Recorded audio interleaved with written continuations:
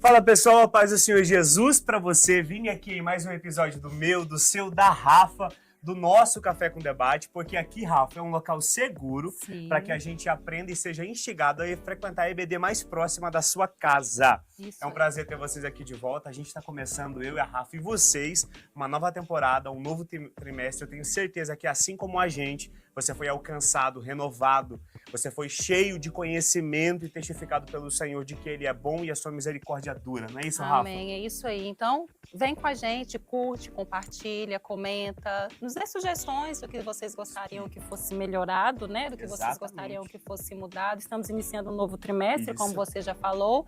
Então, vem nos ajudar a fazer com que o reino de Deus avance, que outras pessoas conheçam mais sobre a palavra. Exatamente. E, obviamente, que a gente não pode deixar nosso bordão de fora, né? Lógico. Rafa, é sobre engajamento? Não, é sobre relacionamento. E é por isso que a gente pede para que você comente, compartilhe e deixe a sua opinião com a gente. Exato. A gente quer saber se você está conseguindo entender o que nós estamos transmitindo. Porque o objetivo é que você seja alcançado também. Não é isso, Rafa? É isso aí. E eu tenho certeza que o episódio de hoje está incrível. O nosso tema é a igreja que nasceu no Pentecoste. E a gente pode abordar muita coisa que a revista nos traz como revelação. E eu sei que você está ansioso, assim como a gente, para conhecer mais. E o nosso convidado não tinha como ser outro, né? Não. Mas daqui a pouco a gente fala sobre ele. Vamos aqui começar pelo nosso texto áureo.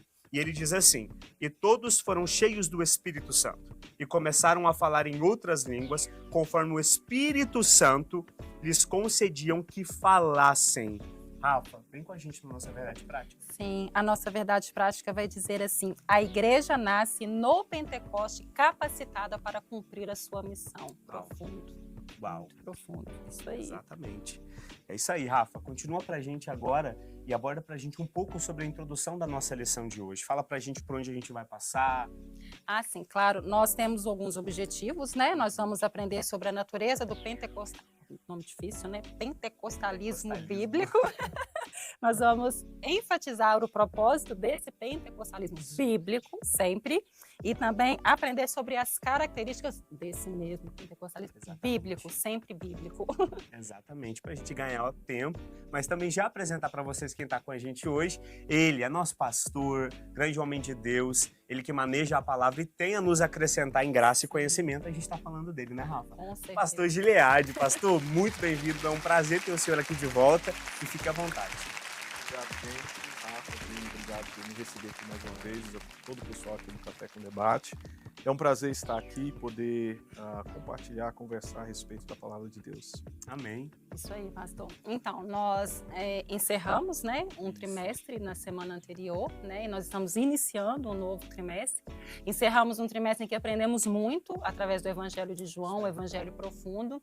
E esse novo trimestre, com essa nova lição, ela vem nos ensinar sobre a igreja em Jerusalém. Um exemplo a ser seguido, um exemplo a ser relembrado, e que está lá em Atos dos Apóstolos, o primeiro livro da igreja cristã. Então, assim, o título da nossa lição já diz tudo, a igreja que nasce no Pentecoste. Então, nós vamos aprender sobre essa igreja. Então, voltando lá para aquela época, né? Jesus, ele já estava ressurreto, né? Então, ele, antes de ascender aos céus, ele deu uma ordem à sua igreja, né? Fica em Jerusalém, até que do alto vocês sejam revestidos de poder. Então, quando a gente lê lá em Atos 2, fala que eles estavam reunidos, né? Reunidos em obediência ao Senhor, porque não eram ficar de qualquer maneira, né? Eram ficar em oração, e ficar em obediência à palavra do Senhor. Então, eles estavam reunidos e, de repente, um vento, né, encheu toda a casa e viram-se línguas como que repartidas de fogo, né? Então, essa lição vem nos ensinar sobre isso, que Jesus, ele ascendeu aos céus, mas ele, enquanto cabeça da igreja, nós, enquanto corpo, ele continua agindo na igreja. Ele continua nos ensinando através desse revestimento de poder. Então, nós aprendemos que a igreja, ela nasce em Jerusalém, mas ela nasce também no dia de Pentecostes, como uma igreja pentecostal. Então, pastor, assim, a gente queria que você colaborasse conosco. O que o autor quis dizer com isso? A igreja nasce no Pentecostes. Essa lição desse trimestre, ela é uma continuação dentro dos livros da Bíblia, né? Porque estudamos João. Sim. E logo vem o livro de Atos. E a ideia do autor é passar principalmente os primeiros desafios, os primeiros anos da igreja primitiva. E o entendimento da Assembleia de Deus, de forma geral, é de que a igreja nasce em Atos capítulo 2. Tudo que nós vemos nos evangelhos, Mateus, Marcos, Lucas e João, a preparação é como se fosse... Um intensivo. Não, é como se fosse... É como uma mulher que está grávida Sim. e ela dá à luz. Então, nos evangelhos, o que nós vemos é o embrião, é a preparação, e em Atos capítulo 2, a luz, o nascimento da igreja. Então, a Assembleia de Deus entende, e os pentecostais de forma geral, na verdade, o mundo cristão, que a igreja ela é concebida nos evangelhos e ela nasce no livro de Atos. A igreja, na verdade, ela é um plano eterno de Deus. Ela não... porque às vezes a gente fala assim, ela nasceu em Atos, então antes não tinha igreja, não existia. Não, ela já existia no plano de Deus, ela é concebida no ministério de Cristo, ali o Senhor está preparando os discípulos e tal. Mas a sua vinda à luz, o seu nascimento oficial, se a gente pode dizer assim, acontece em Atos capítulo 2. Uau, incrível. Pastor, aproveitando que a gente está falando também sobre partes semelhantes da natureza da igreja, né? O senhor falou quando ela nasce. A lição vai nos trazer a respeito de algumas semelhanças, alguns pontos, características a respeito da natureza da igreja. Quero perguntar para o senhor quais são esses pontos de natureza da igreja e se elas se assemelham ou existem hoje ainda, prosseguem na nossa atualidade. Então, assim, o que a gente percebe é que a igreja hoje carrega os traços da igreja primitiva, né? É claro que existem algumas questões que são particulares ao nosso tempo, mas, via de regra, o cristianismo ele permanece intacto. E os mesmos exageros que nós temos nos dias de hoje, os extremismos, radicalismos aqui e ali, já existiam naquele tempo. Mas aquilo que é o cerne, aquilo que é a base, aquilo que é fundamental, especialmente no aspecto doutrinário da igreja primitiva, permanece hoje também com algumas nuances, algumas diferenças, e é conhecido como cristianismo tradicional. Igrejas nascem todos os dias, igrejas locais, novos ministérios, novas denominações. E o que o cristianismo tradicional faz? Os entendidos do assunto da eclesiologia, eles averigam se esse novo movimento, essa nova denominação, essa nova igreja continua com aqueles traços que são percebidos em Atos dos Apóstolos. Então, via de regra, a maioria permanece assim. Doutrina, tanto que o texto vai tratar, a revista vai tratar desses temas também, na doutrina dos apóstolos, na comunhão, no partir do pão, o próprio culto em si, a liturgia é basicamente a mesma coisa, não mudou muita coisa. O que a gente tem muito hoje são aparatos, né? Você tem equipamentos, mas é basicamente a mesma coisa, é o culto, são os louvores, a adoração pela música, pelos louvores, pelos cânticos, né? Aí você tem a exposição da palavra e a oração, que é o básico que nós vemos no livro de Atos. E também nós temos hoje, ainda, e a lição vai tratar muito sobre isso, a revista vai tratar sobre isso, principalmente o agir do Espírito Santo, né? O mover do Espírito, os dons espirituais. Principalmente nós que somos assembleianos, nós cremos na atualidade dos dons, da manifestação do Espírito, do trabalhar do Espírito. Então, nós somos muito semelhantes naquilo que é apresentado no texto como igreja. Eu acho que não tem diferenças assim, só mesmo diferenças culturais e por questões de tempo, do tempo que nós vivemos, um aparelho de microfone, uma câmera, as roupas, mas são coisas secundárias, terciárias. O que é principal e o que é de fato constituído ou parte, elemento que constitui a igreja, permanece o mesmo. Uau. Pastor, o senhor mencionou ainda sobre quando a igreja surge, a gente percebe ali a característica de quando o Espírito Santo se manifesta em poder, né? O senhor ainda crê, e se sim, fale pra gente como a gente pode se guiar e orientar. O senhor ainda crê que o Espírito de Deus continua ainda na atualidade se manifestando em poder? Claro, com certeza. Eu acho que os nossos amigos, eu não sei, eu não gosto de chamar de irmãos, embora nada contra si, e eu acho que a gente não precisa discutir isso, mas os nossos amigos que acreditam no cessacionismo, que houve uma manifestação do Espírito mais para a igreja primitiva e não mais para esse tempo. Eu acho que eles têm muitas dificuldades em explicar alguns eventos, algumas manifestações, algumas situações que claramente se vê o sobrenatural. Sim.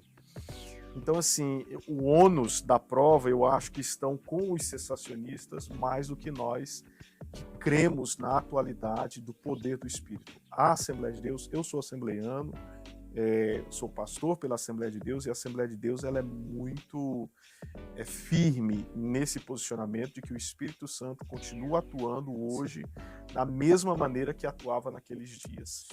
E eu acho que é uma prepotência muito grande de alguém dizer que hoje o Espírito Santo não atua mais, como se nós pudéssemos agir, atuar sem ter uma intervenção divina. Eu acho que é muita arrogância e é até uma maneira de dizer que hoje nós somos mais especiais do que aqueles irmãos lá no passado, porque nós não precisamos mais de uma manifestação espiritual, porque estamos vivendo um tempo de uma iluminação diferente. Eu não acredito nisso, eu acredito que o Espírito continua agindo, atuando da mesma maneira que atuava como nos dias de Atos dos Apóstolos. Glória a Deus. Agora eu vou chamar a Rafa para nossa conversa. Sim. Eu já falei para vocês e vou abrir novamente. A Rafa é uma grande expoente da palavra e é um prazer ter você aqui com a gente, Rafa. Amém. Enquanto durar Café com Debate, eu profetizo. Rafa está com o contrato renovado toda a Amém. temporada.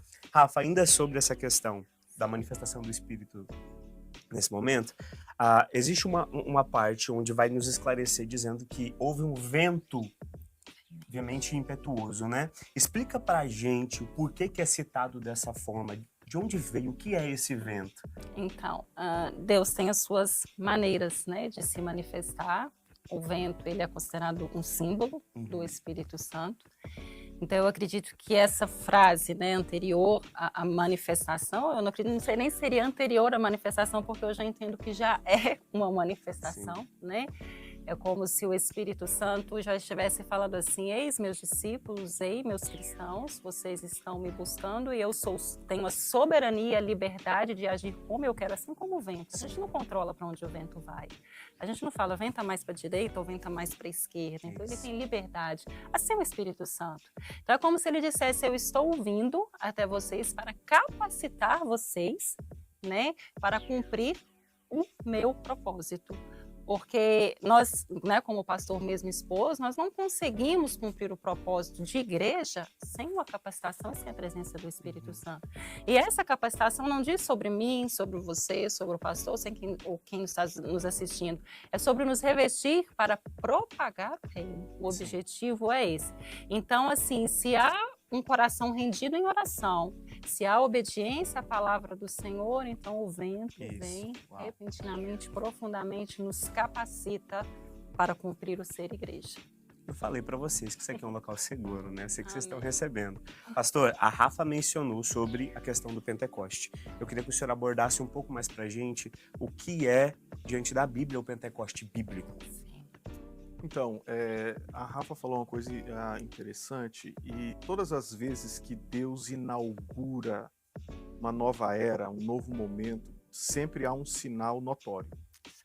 Então, assim, quando o templo em Jerusalém foi inaugurado, o tabernáculo foi inaugurado, a chegada do próprio Cristo, né, foi um evento que aconteceu, sinais no céu, enfim, a morte de Jesus inaugurando o novo caminho. Então, todas as vezes que Deus marca um momento, ele faz alguma coisa que é sinestética, que é sensorial, que é visto, que é ouvido, que é sentido, né? Deus sempre marca inícios.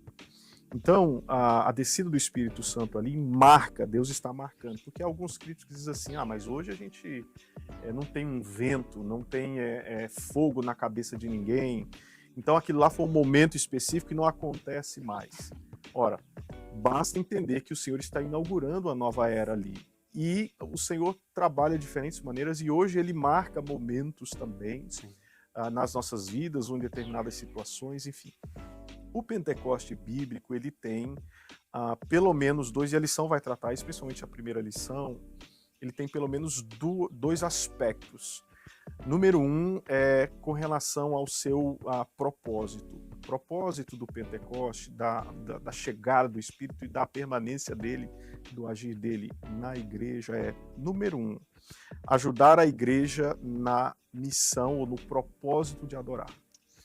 A adoração é primordial para a igreja. Muita gente às vezes até confunde isso. Não, a tarefa primordial da igreja é a evangelização. Não é. A tarefa primordial da igreja é a adoração a Deus. Tanto que quando os discípulos recebem o Espírito, a chegada do Espírito, a Bíblia diz que eles começaram a falar em outras línguas das grandezas de Deus. Então eles começam a adorar a Deus, porque a adoração é isso. É você declarar a respeito do caráter, da grandeza de Deus. Então eles adoram a Deus. A primeira coisa é a adoração. Depois vem a proclamação. Então, um Pentecoste, o Pentecoste bíblico, ele é caracterizado por isso. Uma adoração genuína, profunda, e após isso, uma ousadia, uma capacitação de ousadia para anunciar o Evangelho. É muito importante dizer isso, porque, aliás, esse é um das bases dentro do credo assembleiano, é que o batismo no Espírito Santo, esse revestimento de poder, ele vem com a intenção de nos dar ousadia. Não é de fazer de nós evangelistas ou testemunhas.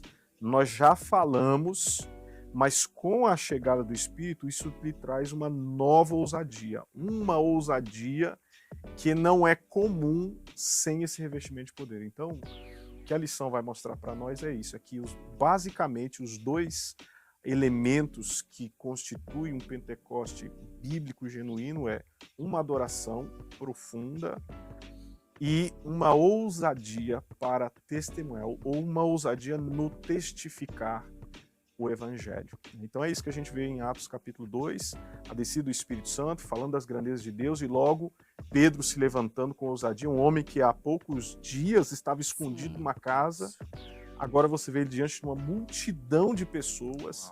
E depois, quando você continua lendo o capítulo 3 de Atos, o próprio capítulo 4, quando eles estão presos, são soltos, e a Bíblia diz que eles se alegraram pelo fato de sofrerem por Cristo. Alguém que há poucos meses, poucas semanas estava escondido, agora está numa coragem que só se explica com um revestimento espiritual sobrenatural. Eu tenho que trazer um bloquinho no próximo episódio que vai falando, eu vou anotando aqui. E você tem essa oportunidade. Tem como comprar para aumentar o a memória. E o que você está achando? Eu sei que você também está recebendo. Aproveita que você pode e anota. A gente praticamente recebe muito uma pré-aula, né? Mas é para te instigar para que você frequente a EBD.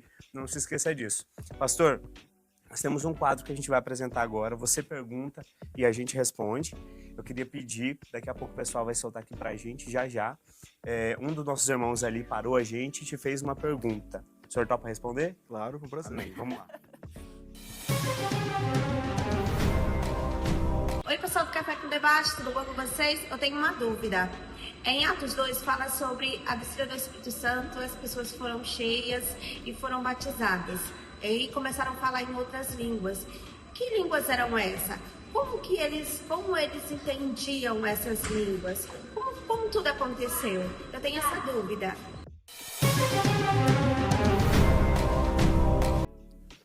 Sinta-se à vontade, pastor. Então, o texto, eu acho que essa dúvida ela é muito simples de ser esclarecida. Uma leitura simples do texto vai dizer que eles, por um agir sobrenatural do Espírito do Senhor, eles começaram a falar das grandezas de Deus em outras línguas, e o próprio texto diz que naqueles dias haviam diferentes representantes de diferentes lugares, eram prosélitos, ou seja, pessoas convertidas ao judaísmo ou judeus que estavam espalhados pelo Império Romano, e eles estavam em Jerusalém por ocasião da festa das semanas, da festa de Pentecostes. E ali eles, que falavam outros idiomas, ouviram aqueles irmãos, cerca de 120 pessoas, falando das grandezas de Deus no próprio idioma deles. E aí eles mesmos falam, como é possível isso? Esses irmãos que são pessoas humildes, simples, nós estamos ouvindo eles falando das grandezas de Deus na nossa própria língua, no nosso próprio idioma. Então, as línguas que foram faladas na ocasião de Atos capítulo 2 eram línguas humanas, eram idiomas terrenos que eram desconhecidos daqueles que falavam, mas aqueles que ouviam compreendiam aquele idioma. Então, foi um dos dons que o apóstolo Paulo menciona depois, na primeira carta aos Coríntios, chamado de variedade de línguas, que é aquela capacitação da parte do Senhor para falar um novo idioma que não é originário daquele que está falando. Então foi isso que aconteceu em Atos capítulo 2, um fenômeno sobrenatural, mais uma vez, marcando o início de um novo tempo na história humana, que é a era da igreja. Agora, é muito importante também lembrar que em outras ocasiões, especialmente no livro de Atos também, nós percebemos que há novamente um novo falar em línguas, mas em alguns casos percebe-se que não são línguas humanas. Alguém diz assim, mas como é que a gente pode ter certeza disso? Como é isso? O apóstolo Paulo trata muito sobre esse tema das línguas, especialmente na primeira carta aos Coríntios, e ali ele diz com propriedade, se nós lermos o texto com muita honestidade, né, sem preconceitos, como infelizmente algumas pessoas que são contrárias ao pentecostalismo fazem, se lermos sem preconceito, nós vamos ver que são línguas que não são da esfera humana, né? Porque ele mesmo diz que não havendo um intérprete, ou ele mesmo diz que a pessoa fala mistérios com Deus, né? Mistérios, a palavra mistério, como aparece ali, dá a entender de algo que só pode ser compreendido pelo Senhor. É uma língua completamente espiritual. Então, nós percebemos que no capítulo 2 de Atos houve essa variedade de idiomas, línguas diferentes, não línguas espirituais, mas línguas humanas desconhecidas daqueles que falavam, mas conhecidas, daqueles que estavam ouvindo aqueles irmãos falarem o que estavam falando. Interessante, né? Como que a Bíblia, ela mesma responde, né? A gente às vezes procura, as pessoas procuram tantos lugares, e a própria Bíblia, igual você falou, só vamos pesquisar com a ajuda do Espírito Santo, sem preconceito, que ela mesma responde todas as nossas dúvidas. Aproveitando, na minha vez, de fazer uma pergunta para o senhor, não posso deixar passar. Tem alguns eventos, né, que são registrados em Atos 2, o texto principal dessa lição. Eu queria que o senhor trouxesse para a gente quais eventos são esses, se eles são considerados teofânicos, e já aproveita, por gentileza, e já explique para a gente sobre a teofania. Uau! A gente tem que aproveitar, pastor. Então, a teofania, ela é um termo teológico que fala sobre uma manifestação visível, material, uma materialização de um aspecto espiritual, principalmente da pessoa do Senhor, né? Geralmente é usada para uma aparição de uma pessoa da divindade, ou Pai, ou Filho, ou o próprio Espírito também. Então, o que a gente vê ali em Atos capítulo 2, a gente poderia considerar uma teofania. Eu não sei se eu usaria essa palavra teofania, até porque normalmente ela é usada mais no aspecto de alguém com uma semelhança humana, né? Como a gente vê, por exemplo, no livro de Gênesis, capítulo 18, quando aqueles seres aparecem a Abraão, ali nós temos uma teofania. Até porque a palavra teofania, a raiz, fania ali, é de uma aparência humana. Mas a gente pode considerar que é uma manifestação visível. Todos os compêndios teológicos, a linguagem teológica se usa muito mais no sentido de uma manifestação visível. E, de fato, houve uma manifestação visível, que foi as línguas como que de fogo. É muito difícil, né? Essa expressão idiomática no nosso português. Como é que você explica uma língua Como que de fogo? fogo em cima da cabeça de alguém? Uau. Então, assim, é até difícil na nossa imaginação. Você, poxa, porque língua a gente... Então, assim, é o que está escrito no texto, está escrito assim, então fica um pouco assim, a gente, meu Deus, como é isso? Mas, de fato, houve isso, foi visível, se viu isso, viram, né? E o texto também diz sobre essa manifestação visível do vento. É interessante que a expressão... Jesus fala sobre o vento em João capítulo 3, com relação ao Espírito. E ele diz que aquele que é nascido do Espírito é como o vento, né? Ele vai para aqui, vai para lá, e ninguém sabe de onde vem, nem para onde vai, como... Enfim, então o Espírito, essa manifestação visível dele é associada muitas vezes com o vento. Então nós vemos isso, mas o detalhe de Atos capítulo 2 é que a Bíblia diz que esse vento é veemente e impetuoso, é um vento muito forte, né? Talvez não só para marcar essa inauguração oficial da igreja, esse ato de inaugurar, mas também para mostrar para nós que nós estamos vendo um outro aspecto da pessoa do Espírito, que é a fortaleza. Muitas vezes a gente, quando fala do Espírito, já imagina uma pombinha, uma coisa assim singela, dócil, e muita gente não entende a força e o poder do Espírito, né? Então eu acho que essa manifestação, ou essa teofania, né, entre aspas, marca um novo entendimento sobre a pessoa do Espírito. E isso é tão marcante que depois no livro de Atos você vai ver essas manifestações poderosas, fortes do Espírito, como, por exemplo, balançando um salão, onde eles estavam reunidos em oração. A Bíblia diz que tremeu, a casa tremeu literalmente mesmo.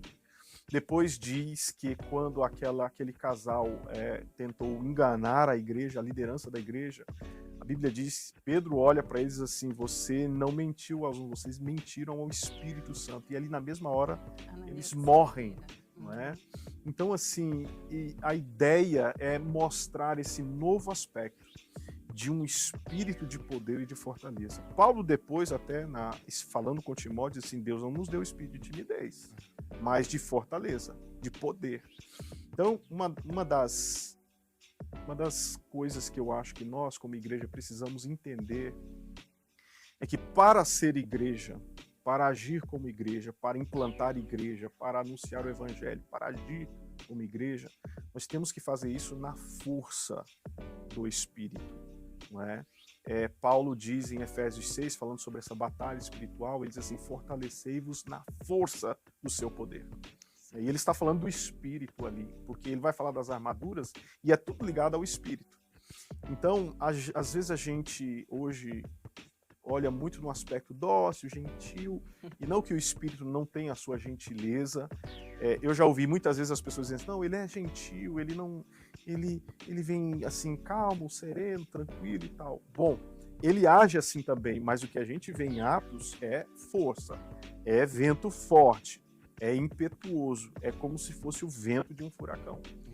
E eu tive assim o privilégio de viver pelo menos uns 5 furacões na Flórida, e, meu irmão, um vento impetuoso, forte, impetuoso, não é uma brisa suave que a gente está num dia de calor, é um vento que você tem que colocar algo na porta, porque senão destrói tudo. Né? Então, a gente vê essa manifestação visível, teofânica, material, marcando a inauguração de um novo tempo, que é chamado a Era da Igreja, Tempo da Igreja.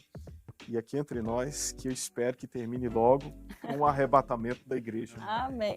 Amém. Acho que cabe muito a gente voltar a entender, né, pastor, né, Rafa, que antes de qualquer coisa, tanto o Espírito quanto o Senhor, eles são puro poder. E nisso existe temor. A gente precisa voltar a entender isso para que o temor não escape do nosso coração. Porque se a gente ficar tratando, como o pastor mencionou aqui, de forma muito dócil, a gente acaba querendo dominar algo que a gente não pode. Sabe? Não só isso, mas às vezes também diante de uma situação, e eles iam embarcar numa jornada de perseguição. Sim. Que nós vamos estudar na revista também, a igreja foi perseguida, a igreja foi... alguns foram mortos, foram presos. Isso.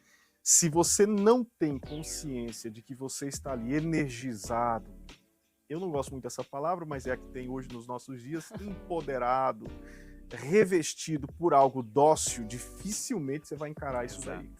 O que explica aquela gente feliz por apanhar, aquela gente entrar no Coliseu, se entregar à morte com tanta tranquilidade, não é? Senão essa confiança nesse poder, esse desafiar as autoridades romanas, só se explica com essa consciência de estar revestido por um poder, algo poderoso mesmo. Então a igreja teve muito isso, e a igreja ela ia avançando na força, no poder do Espírito. Então eu acho que essa manifestação mostrou, ó, vocês não estão revestidos por uma brisa, por uma coisinha dócil que qualquer coisa sai correndo.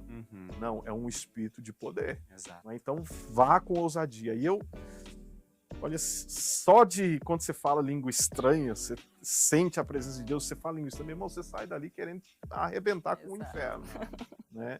Nós vivemos num país como é os Estados Unidos, e nós somos uma comunidade de imigrantes, a gente tem visto aí nos nossos dias muita dificuldade, mas é tão interessante, isso é uma coisa assim tão real.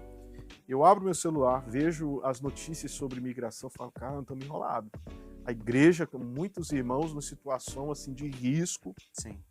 Quando você dobra o joelho, começa a orar, você fala em, você vem num culto avivado, fala em língua estranha, meu irmão, imigração vira isso aqui, ó. Você sente aquele poder, não é? Aquela autoridade, aquela graça. Então eu acho que uma das razões é exatamente isso daí, é mostrar que nós estamos servindo a um Deus, porque o Espírito Santo é Deus, a um Deus poderoso. Né? Foi o que aconteceu no Egito. Deus falou para Moisés, eu estou tirando vocês com mão forte, com mão poderosa, e eu vou fazer as coisas ficarem mais difíceis para vocês verem o tamanho do meu poder.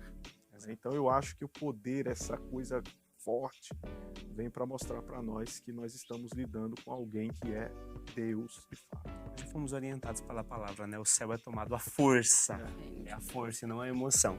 Pastor, eu tenho me sentido muito instigado nessa nova temporada, nesse novo trimestre, com essa nova revista. Eu queria que o senhor desse pra gente uma pincelada, uma repaginada do que a gente vai abordar, o que a gente pode esperar nesse novo trimestre. Bem, então, pessoal, assim, esse trimestre vai ser... Eu gosto muito do livro de Atos, né? Então eu sou, assim, suspeito em falar. Atos é fantástico. Já estudei várias vezes o livro de Atos e sempre paro para ouvir, para estudar, para entender mais aspectos. É sempre maravilhoso. E nesse trimestre, a nossa lição vai tratar dessa dinâmica que nós encontramos no livro de Atos.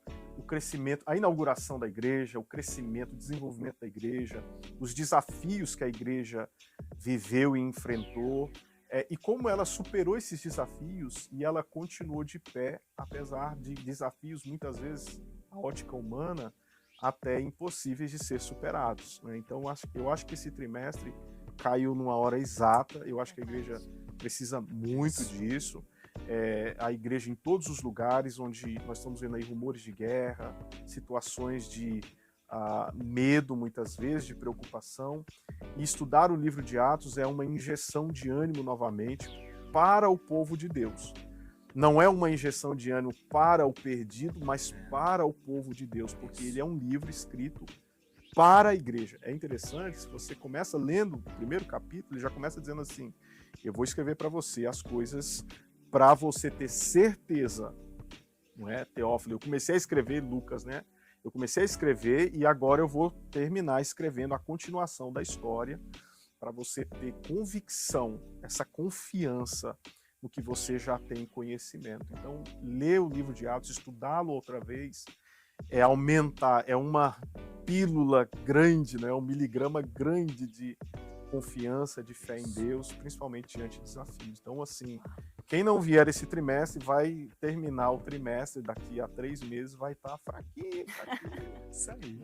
Então você entendeu, né? Frequente, venha. As nossas aulas de EBD são todos os domingos, a partir das 4h30, ali na nossa igreja. Vinícius, eu não sou dos Estados Unidos, eu moro em outro estado, frequente a mais próxima da sua casa, mas não deixe de frequentar. Aprenda no que está escrito e você não vai ser enganado, não é isso, pastor?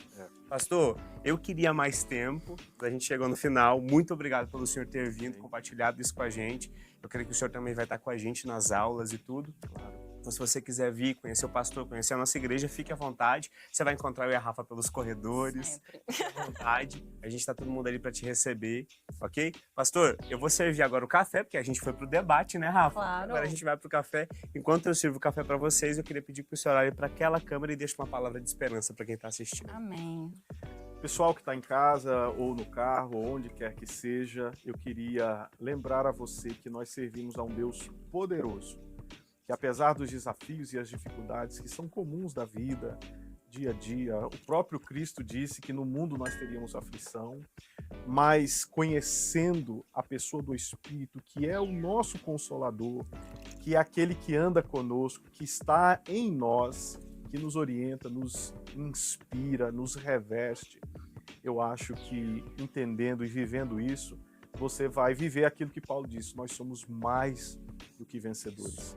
Então, creia nessa verdade, vive essa verdade e você vai saltar muralhas, como diz a palavra do Senhor. Receba, pastor. Sem Obrigado. açúcar. É isso aí. Raiz. Gente, muito obrigado. A gente espera você no nosso próximo episódio. Lembre-se, compartilha esse episódio, comente, seja canal de bênção para outras pessoas e fica com a gente porque o Senhor quer falar o seu coração. Tintim de crente, gente, muito obrigado. Até o próximo É isso aí. episódio. Tchau.